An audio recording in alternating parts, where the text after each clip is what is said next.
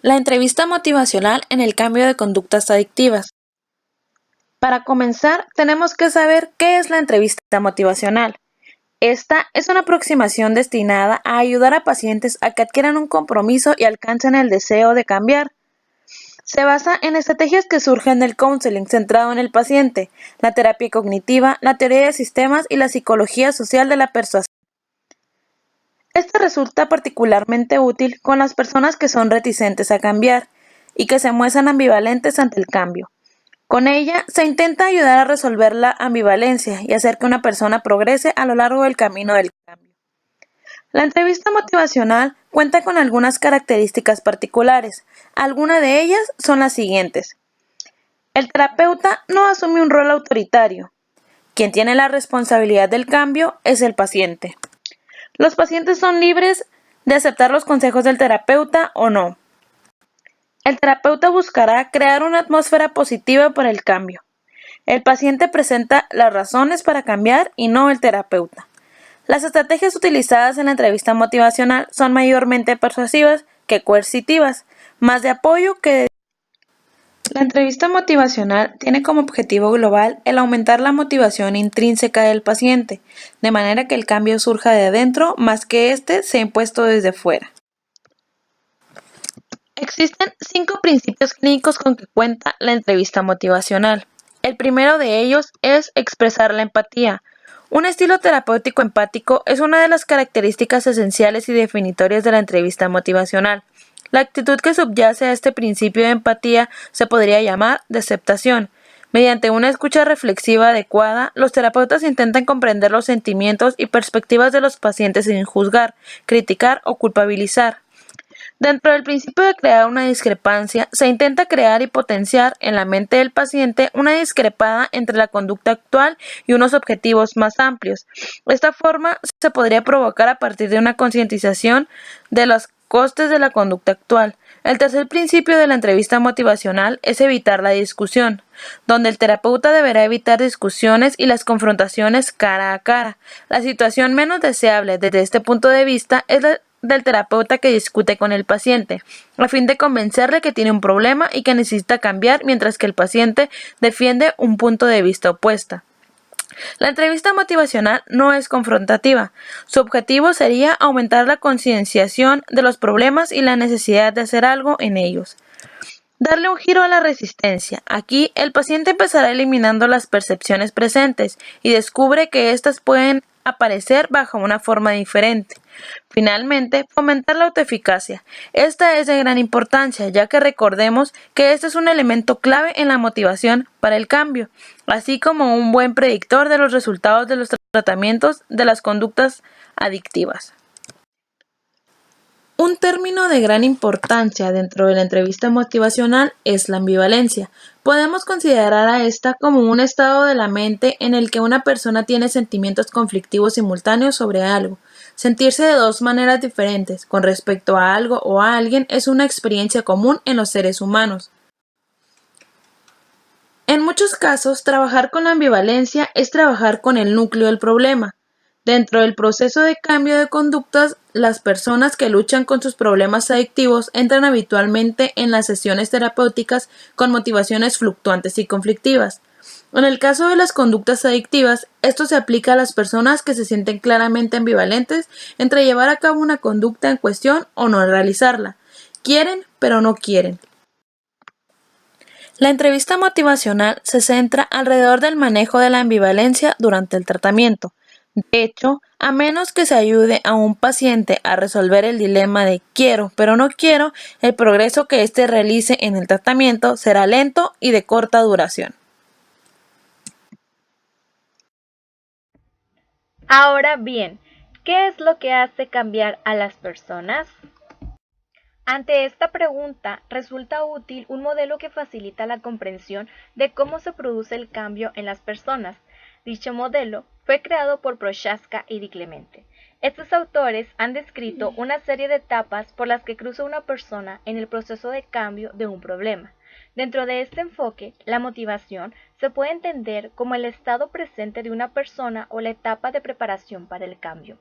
La rueda del cambio, que surge del modelo de Prochaska y Di Clemente, contempla 6 etapas, y en primer lugar, el hecho de que la rueda sea un círculo refleja la realidad de que en cualquier proceso de cambio la persona gira alrededor del proceso varias veces antes de alcanzar un cambio estable. La primera etapa es la de precontemplación.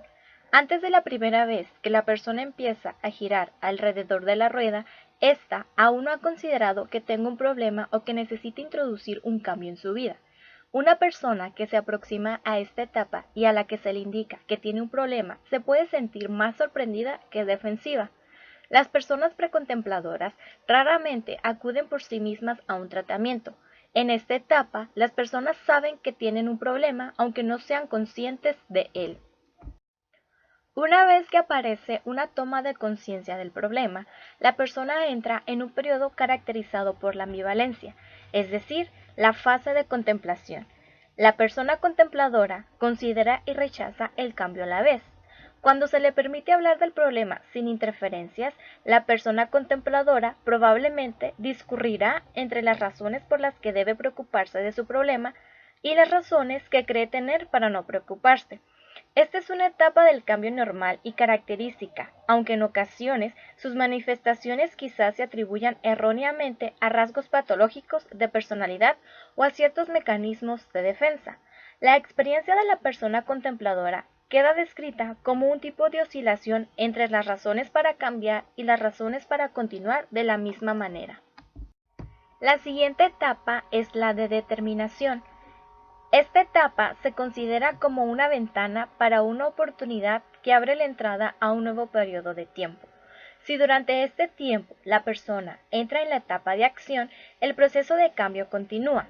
Si no, la persona retrocede a la etapa de contemplación.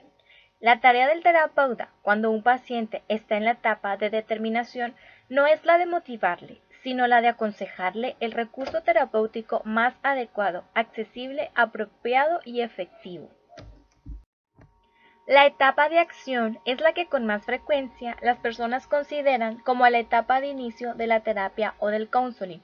Aquí, la persona se implica en acciones que le llevarán a un cambio. La mayoría de personas que deciden dejar de fumar, por ejemplo, lo hacen por sí solas, sin ayuda terapéutica externa de ningún tipo. El objetivo durante esta etapa es el de producir un cambio en el problema que se desea resolver. Sin embargo, la intención de cambiar no garantiza que el cambio se mantenga a través del tiempo. Durante la etapa de mantenimiento, el reto consiste en mantener el cambio conseguido en la etapa anterior y el de prevenir la recaída. Mantener un cambio puede requerir un grupo diferente de habilidades y estrategias de las que fueron necesarias para conseguir el cambio inicial. Abandonar las drogas, reducir el consumo de alcohol o perder peso es una etapa inicial del cambio, seguida por el reto de mantener la abstinencia o la moderación. Finalmente, si la recaída se produce, la tarea del individuo consiste en empezar a girar de nuevo alrededor de la rueda antes que permanecer inmóvil en dicha etapa. Los tropezones o las recaídas son normales, hechos esperables cuando una persona intenta cambiar cualquier patrón de conducta de larga duración.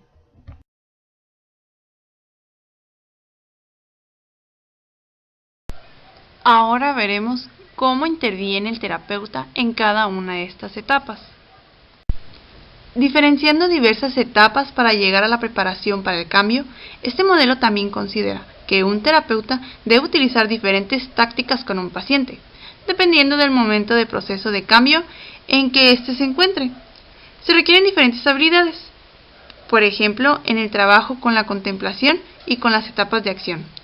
Creemos que los problemas que se derivan de que los pacientes se encuentren no motivados o se resistan surgen cuando el terapeuta está utilizando estrategias inadecuadas para la etapa real en el proceso de cambio en la que se encuentra dicho paciente.